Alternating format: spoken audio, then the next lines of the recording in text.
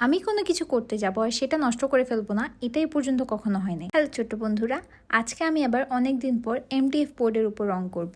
এটা মূলত একটা এমডিএফ ট্রে বেস, যেটা তুমি চাইলে ওয়াল হ্যাঙ্গিংও বানাতে পারো বা ট্রে হিসেবেও সার্ভ করতে পারো। কালারের জন্য আমি এখানে চক অ্যাক্রিলিক পেইন্ট আর অ্যাক্রিলিক কালার মিক্স করে কালার করেছি। যেহেতু আমি এটা দুইভাবে ইউজ করতে পারবো, সেজন্য আমি প্রথমে দেখছিলাম যদি আমি কোনো চায়ের কাপ বসাই তাহলে এটা কতটুকু জায়গা নিবে। আর যদি ওয়াল হ্যাঙ্গিং হিসেবে ইউজ করতে চাই তাহলে পিছনে যদি আমি ম্যাক্রন রশি বেঁধে দেই তাহলে কিন্তু খুব সহজেই ওয়ালে হ্যাং করা যাবে। বেস কালারের পরে আমি ডিজাইনের জন্য এই স্টেন্সিলগুলো ইউজ করছি। আর এই স্টেন্সিলগুলো আমাকে পাঠানো হয়েছে মি বাস্কি পেজ থেকে। স্টেন্সিলগুলো ভালোভাবে টেপ দিয়ে স্টিক করার পরে ডিজাইনের জন্য আমি ইউজ করছি mix media paste. Mix media পেস্টের ঘনত্ব কিন্তু জেসের তুলনায় বা যে কোনো ধরনের রঙের তুলনায় বেশি, সেই জন্য যখন আপনি স্টেন্সিল ইউজ করার সময় এই পেস্টটা ইউজ করবেন তাহলে আপনার আউটকাম অনেক ভালো আসবে। কিন্তু প্রথমবার আমি ভুল করে ফেলি, কারণ আমি খুব একটা প্রেস করে পেস্টগুলো ইউজ করি নাই। কিন্তু সেকেন্ডবার যখন অ্যাপ্লাই করি তখন আমার আউটকামটা ঠিকঠাক মতো এসেছে। কিন্তু যেহেতু আমি ট্রে হিসেবে ইউজ করব, সেজন্য রেজিন অ্যাপ্লাই করে দিয়েছি যাতে করে এটা ওয়াশেবল হয়। তো আমাদের ট্রে বা ওয়াল হ্যাঙ্গিং বানানো শেষ।